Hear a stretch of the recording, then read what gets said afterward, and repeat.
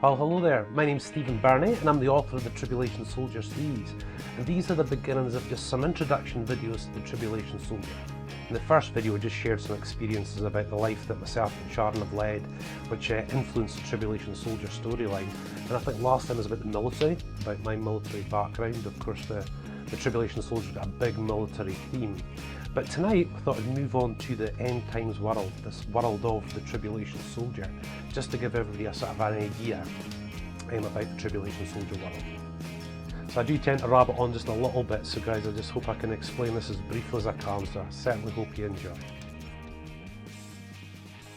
I remember when I first started writing the Tribulation Soldier Part 1, and I just really went with it, wherever we're sort of going with that particular storyline, But as I sort of moved on through it, it was almost like the Tribulation Soldier Part 1 of the 16-part series was really a place where I could really show this end times world, introduce some of the characters, kind of give an idea about the military and the state of the world and all those sort of various things. And it was really enjoyable. It was just really enjoyable to write and just to see it develop, and just let your sort of imagination sort of go with it. And just like these videos, the same with writing the books, it just kind of tended to go with it, just went from what was really coming forward, And yeah, just really enjoyable to write. But back then, I suppose, I don't know, it was 2013, 2014 sort of time. We always look at sort of the end times world and sort of look at like maybe nuclear weapons as being the thing of Armageddon and various things, And in some respects, I kind of felt it's sort of been done to death a little bit, So I thought to myself, maybe just a little bit further. And round about that time, I remember watching something about Satellite Defence Systems. I think they called it, what was the word for it? The Star Wars Satellite Defence or something like that, And I had a good, sort of real good idea from that, I felt, I thought, yeah, why not a satellite defence system? Something that, maybe haven't seen yet. Because, of course, the Tribulation Soldier is obviously set in the future, the late end times. So I came up with the idea of a satellite defence system called Cyrus. And it's a sort of a joint effort between, the Scottish, Irish, Russian and the United States. That's what we've got for that particular point in time. As the satellite defence system it's above the earth, obviously. And the idea behind it was, to use the Cyrus to be the weapon that causes these great wars and unrest. So as the story goes, Cyrus was designed and developed and put up into space, but the people who had actually designed it, the very grassroots of that, had their back doors into this devastating, absolutely devastating weapon of mass destruction, as it were. And they'd always had this plan in behind the scenes that they were going to do what they were going to do when Cyrus was active and up and ready, take it over and do their own thing with it.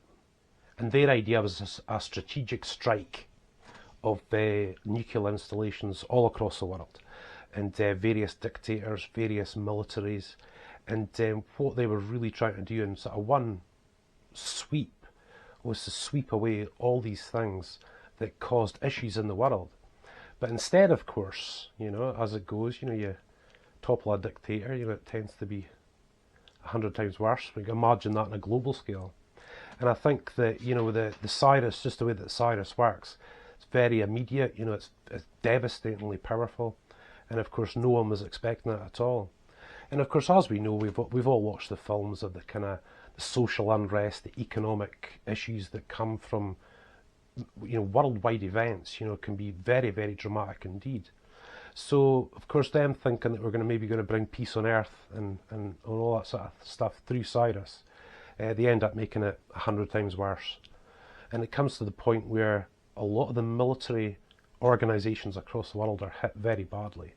The military strength of a lot of countries is affected very, very badly, causing a lot of unrest. And basically, guys, just to cut a very, very long story short, the sort of nations of the world decide that because of their depleted military, that they have more like defensive areas of the country, leaving other parts which aren't really that important as what we call dead zones, where there's no real military or police or anything like that, And of course, when we come into the Tribulation Soldier series, a lot of these great wars have died down, but the effects are still there. you know, and that's the kind of world that our characters are going to be in. So again, guys, this is very brief, and of course I'll share videos and articles about, you know, the various things, because, you know, something like this is hugely complicated. I couldn't, you know, we couldn't sit and explain it in half an hour like we're sort of doing just now, you know. But I think a lot of you could imagine what kind of an effect that would have, a strike like that. And you know, the effects socially and economically and politically, it's just huge, just this ripple effect that just keeps going out and out and out, you know. And of course this creates quite a different world, but more of a brutal world, especially within these dead zones that most countries have, where these are just indefensible places. And again, the governments are more looking towards, you know, protecting and keeping law and order in these more important strategic places in the country. So in the next video, you guys, I'll share about the combined Allied forces, and of course the military that we use, the Scottish Defence Force, and of course our futuristic fictional unit called the Armour Infantry Corps, and just to see how all that fits in. But yeah, guys, you know, I think for the book, just as it sort of kept going and going and going, I think the world became a bit darker and a bit more brutal, you know. And it just kept going that way and kept moving that way. And of course, for the Armoured Infantry Corps, like I said, I'll share that another time. These guys being armoured soldiers, and you know, we can send them into some of the worst war zones in the world, you know. But basically, guys, you know, when we come into the Tribulation Soldier Part 1, so I get an idea of that world with the Norway refugee colony in Scandinavia.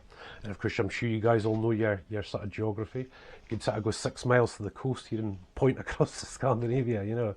But across there, they were very badly affected by Cyrus, and they have in the book they've got great swathes of their land that are just dead zones. But one of the issues, which is just issues from all around the world, are refugees. And there's this particular refugee camp in Bergen, which is a city in Norway, in the book, which is now a refugee colony. And at the very start, you know, if you've seen this, the excerpts from the book or just the intro or whatever, that's where it begins. You know, that's where it begins with the Armoured Infantry Corps, this particular unit being deployed there for a 3-month tour. And hopefully in that, it's like a microcosm of what the rest of the world, you know, actually is like. You know, that's hopefully from just using that, you know. And obviously, guys, you know, in the 16-part series, I mean, we go all over the world. You know, in the US, Russia, just almost as many places as possible, Australia, you know, all these different places. But you know, I just felt in the first book it was really important just to try and show that, just to show people, you know, what this end times world is actually like. And of course, you know, the refugee colonies, you know, policed in the book by the Norway Defence Force, and you know, they've got great swathes of dead zones, you know, where there's the rebel groups and just all sorts of bandits, you know, real bandit country, you know, the real sort of Wild West sort of thing, you know.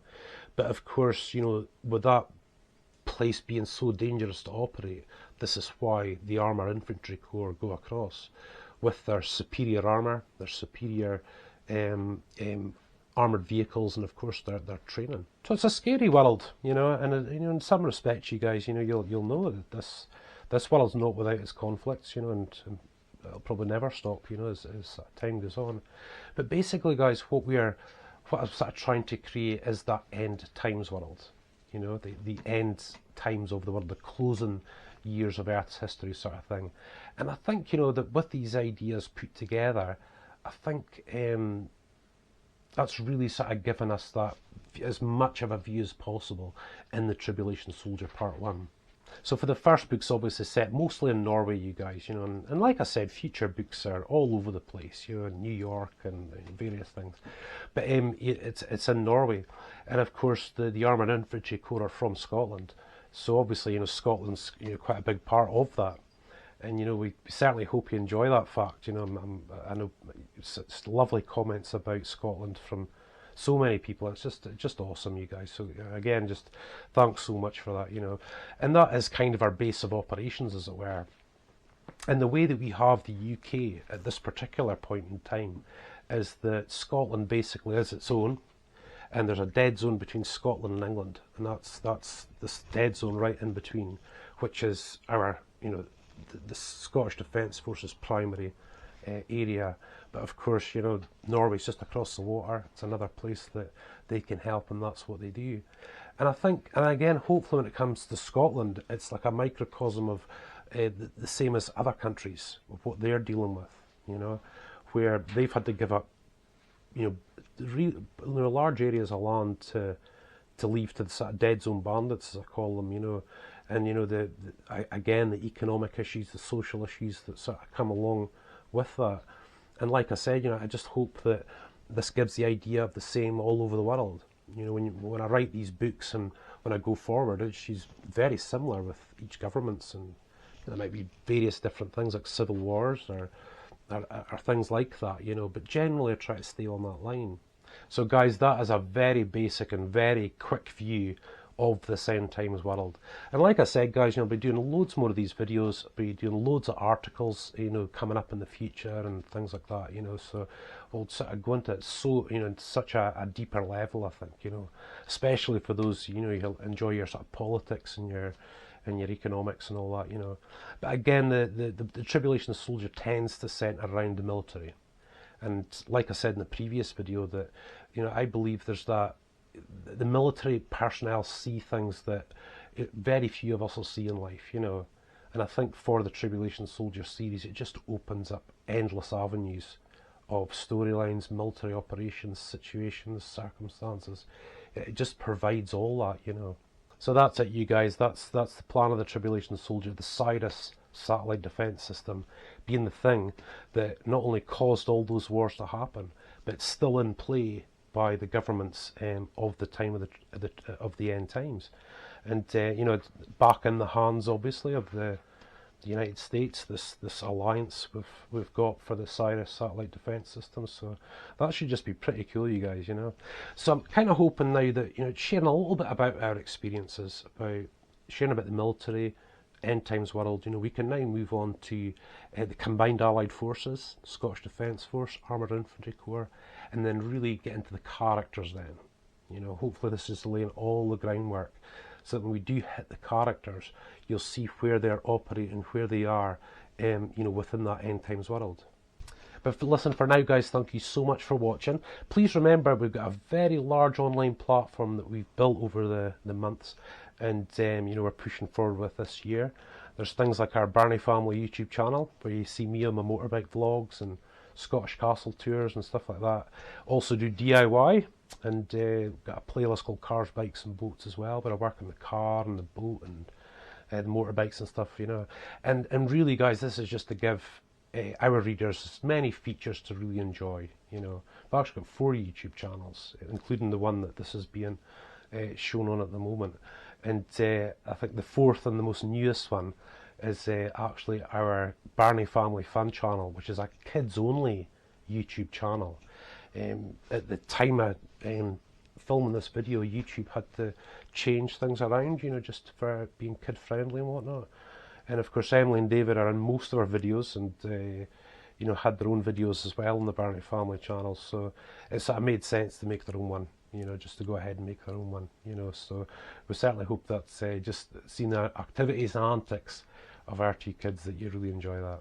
Again, guys, thank you so much for watching, and I look forward to hearing from you soon.